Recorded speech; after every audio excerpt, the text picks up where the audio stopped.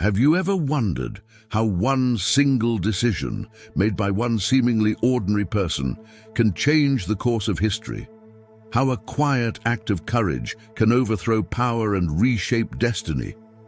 The story of Jael and Sisera is one of those tales. It's a story of unexpected bravery, divine intervention, and the mysterious ways in which God uses the most unlikely people to accomplish his purposes.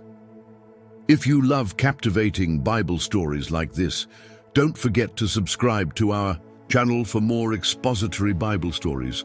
To understand Jael's story, we must journey back to a time of fear and oppression, faith and deliverance, and see how God worked through the hands of an unlikely hero. The Israelites, God's chosen people, were living under the harsh rule of King Jabin of Canaan. His commander, Sisera, was a name that sent shivers down the spines of men, women, and children alike. Sisera was no ordinary man. He was a ruthless warlord, his power reinforced by a formidable army equipped with 900 iron chariots, the cutting-edge military technology of the time. These chariots represented invincibility and dominance, a brutal reminder of Israel's helplessness. For 20 long years, Sisera's reign of terror plagued the land. His soldiers pillaged villages, destroyed crops, and left families. In despair, the Israelites, weary and broken, cried out to the God they had often forgotten in times of peace. And as he always does, God heard their cries. It was during this dark time that Deborah, a prophetess and judge of Israel, rose to prominence. Deborah was a woman of extraordinary faith and wisdom, a leader who sat beneath the palm of Deborah in the hill country of Ephraim, where the people came to her for guidance. She was not only a judge, but also a voice for God, delivering his words with authority and clarity. Through Deborah, God began his plan to deliver Israel. One day, Deborah summoned Barak, a leader from the tribe of Naphtali, and gave him a startling command. "The Lord, the God of Israel, commands you.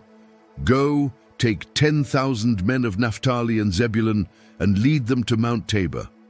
I will lure Sisera, the commander of Jabin's army, with his chariots and his troops to the Kishon River, and give him into your hands." Barak, a man of courage but also doubt, agreed to go, but only if Deborah would accompany him. Deborah agreed, but issued a warning.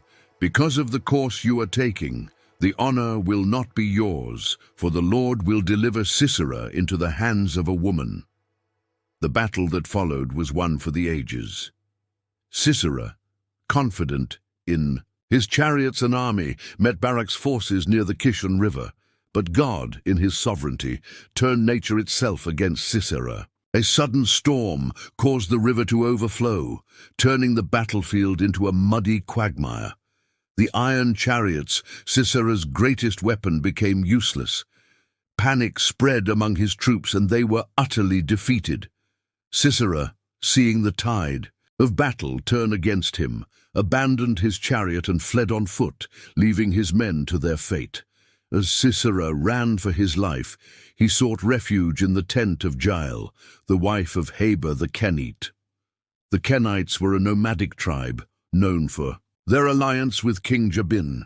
Sisera, exhausted and desperate, believed he had found safety. Jael greeted him with apparent hospitality, her voice calm and reassuring. "Come in, my lord," she said. "Don't be afraid." She offered him milk instead of water, a gesture of comfort, and covered him with a blanket. Sisera, believing he was safe, let down his guard. He told Jael to stand at the entrance of the tent and lie if anyone came looking for him. Then, overcome by exhaustion, he fell into a deep sleep. But Jael, though outwardly gracious, had made a decision. She knew who Sisera was. She knew the destruction he had brought upon Israel and the lives he had ruined. Perhaps she had heard whispers of Deborah's prophecy, or felt the stirring of divine purpose in her heart. Whatever her reasoning, Jael acted with boldness and resolve. As Sisera slept, Jael took a tent peg and a hammer, tools she would have been skilled with as a woman accustomed to setting up tents. With steady hands and a heart set on justice, she approached him and drove the tent peg through his temple, pinning him to the ground. The mighty Sisera, who had terrified a nation, was dead at the hands of a woman. When Barak arrived in pursuit of Sisera, Jael stepped out of her tent to meet him. "Come," she said, "and I will show you the man you are looking for." Inside, Barak saw the lifeless body of Sisera and knew that Deborah's prophecy had been fulfilled. The story of Jael and Sisera is more than a tale of war and victory. It is a story of courage and obedience, of how God works through the most unexpected people to achieve his purposes. Jael was not a warrior. She had no sword, no army, and no title. Yet she played a crucial role in delivering Israel from oppression. Her bravery reminds us that God can use anyone, no matter their background, skills, or circumstances, to accomplish his plans. This story also holds profound lessons for us today. First, it teaches us about faith in action. Jael didn't wait for someone else to act. She saw the opportunity to make a difference and seized it, trusting that it was the right thing to do. How often do we hold back, waiting for others to take the lead, when God may be calling us to step forward? Second, the story reminds us that God's ways are not our ways. He often works through the unlikely and the unexpected. Deborah, a female leader in a male-dominated society, and Jael, a humble tent dweller, were central to his plan. This should encourage us to never underestimate what God can do through us, no matter how insignificant we may feel. Finally, the story points to the power of hope. For 20 years, the Israelites lived under the weight of oppression, but they never stopped crying out to God, and in his perfect timing he answered. Even in our darkest moments, we can trust that God hears our cries and will bring deliverance. The story of Jael and Sisera is not just an ancient tale.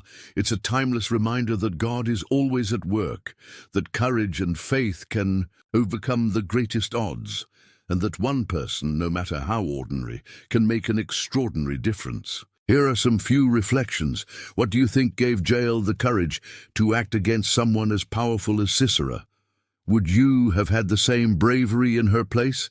How does Jael's decision reflect her faith? Do you think she was acting out of obedience to God, or was it a moment of instinct and conviction? What are the Sisera moments in your life, situations where you feel powerless against overwhelming challenges? How can faith and courage help you overcome them? If this story inspired you, don't stop here. Let's keep the conversation going.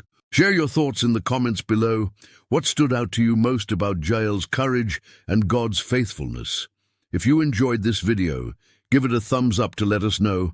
And don't forget to subscribe to our channel for more incredible stories of faith, courage, and God's power. Hit the bell icon so you never miss an update, and join us as we explore more stories that bring the Bible to life. Thank you for watching, and see you in the next video.